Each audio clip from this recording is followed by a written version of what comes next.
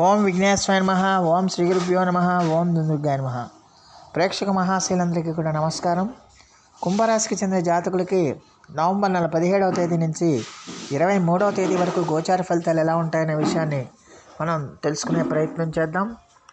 ఈ కుంభరాశికి చెందిన జాతకులు అంటే ధనిష్ట నక్షత్రం 3-4 పాదాలు, శతభిషం నక్షత్రం 1, 2, 3, 4 పాదాలు, పూర్వాభాద్ర నక్షత్రం 1, 2, 3 పాదాలకు చెందిన వ్యక్తులు ఎవరైనా సరే ఈ కుంభరాశికి చెందిన జాతకులు అయి ఉంటారు.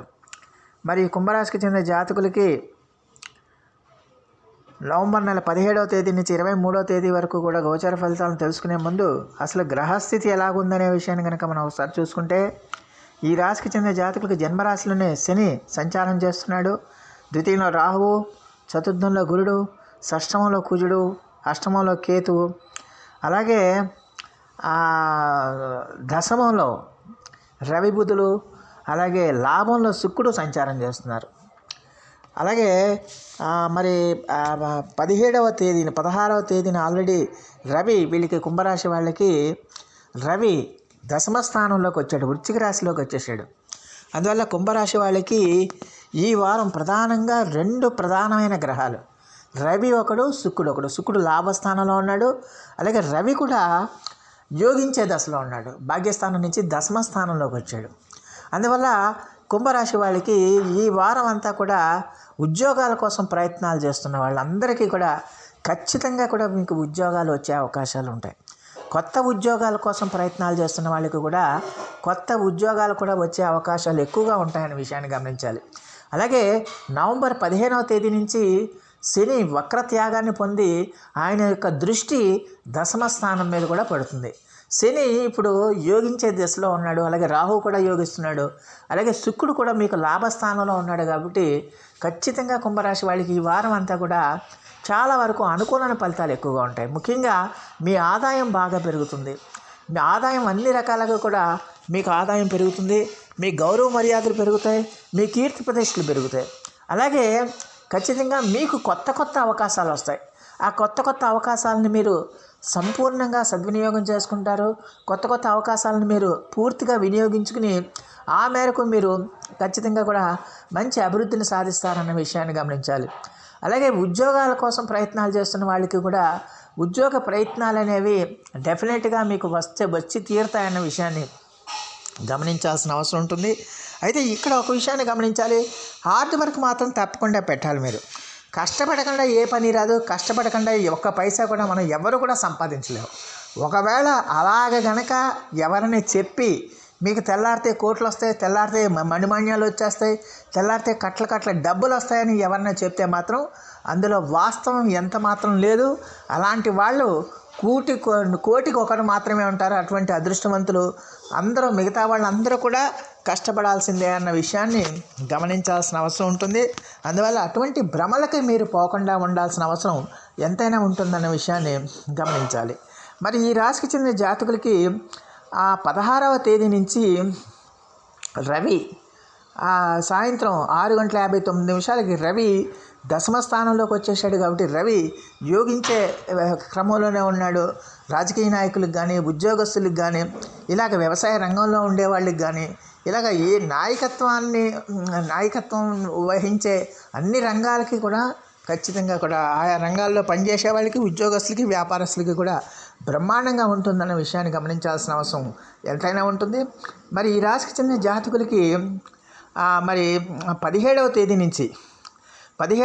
నుంచి 20వ తేదీ మధ్యాహ్నం వరకు కూడా ఈ రాశికి చెందిన జాతకులు కొంచెం ఆరోగ్య విషయంలో కానీ, లేకపోతే ఖర్చుల విషయంలో కానీ, అలాగే కుటుంబ వ్యవహారాల్లో కానీ, స్థిరాస్తులకు సంబంధించిన వ్యవహారాల్లో కానీ కొంచెం జాగ్రత్తగా ఉండాల్సిన అవసరం ఉంటుంది. ప్రతి విషయాన్ని కూడా ఆచితూచి వ్యవహరించాలి.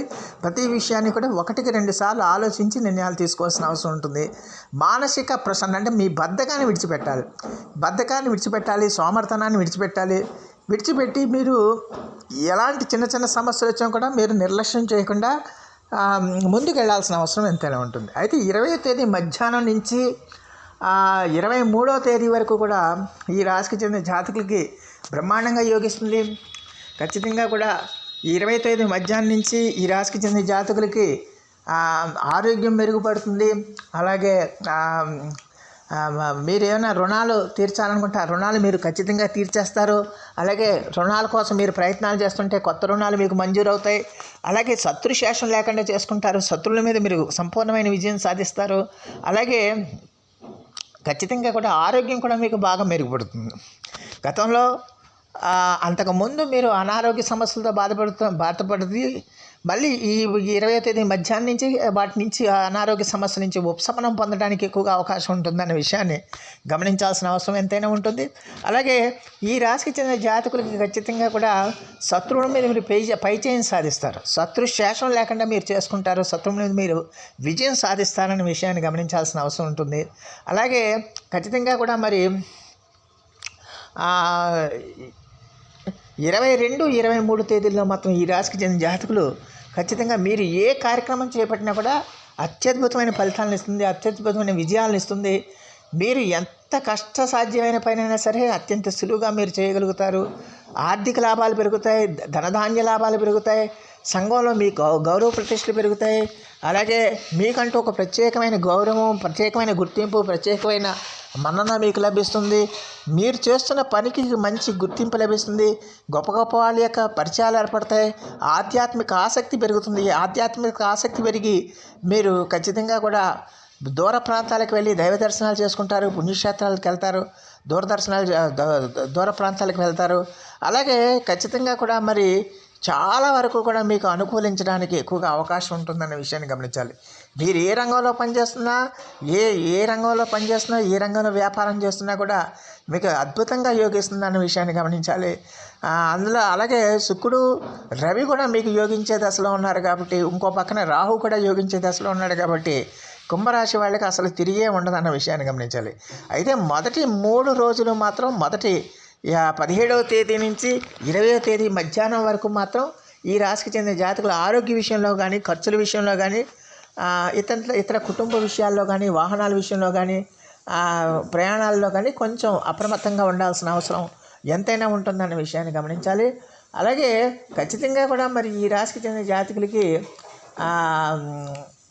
ప్రథమార్థం కన్నా ద్వితీయార్థం, ఈ వారంలో ప్రథమార్థం కన్నా ద్వితీయార్థంలో అంటే 20వ తేదీ మధ్యాహ్నం నుంచి అత్యద్భుతంగా యోగిస్తుందన్న విషయాన్ని గమనించాల్సిన అవసరం ఉంటుంది. మొత్తం మీద చూస్తే కుంభరాశికి ఓవరాల్గా చూస్తే కుంభరాశి వాళ్ళకి ఈ వారం బాగా యోగిస్తుంది. అందులో ఎలాంటి సందేహం లేదన్న విషయాన్ని గమనించాలి. మరి ఈ రాశికి చెందిన జాతకులు మరిన్ని మంచి ఫలితాల కోసం, మరిన్ని సత్ఫలితాల కోసం ప్రతిరోజు కూడా శని జపం చేయండి. అలాగే హనుమాన్ చాలీసాని పఠించండి. విష్ణు సహస్రనామ పారాయణాన్ని మీరు ఎట్టి పరిస్థితుల్లో విడిచిపెట్టకండి. సో ఆ దేవదేవుడు మీ అందరికీ కూడా ఆయుర ఆరోగ్య ఐశ్వర్యాలు ఇవ్వాలని మనస్ఫూర్తిగా వేడుకుంటూ, ఈ నా వీడియో కనుక మీకు నచ్చితే లైక్ చేయండి, షేర్ చేయండి, కామెంట్ చేయండి, సబ్స్క్రైబ్ చేయండి. సర్వేజన సుఖినో భవంతు. నమస్కారం.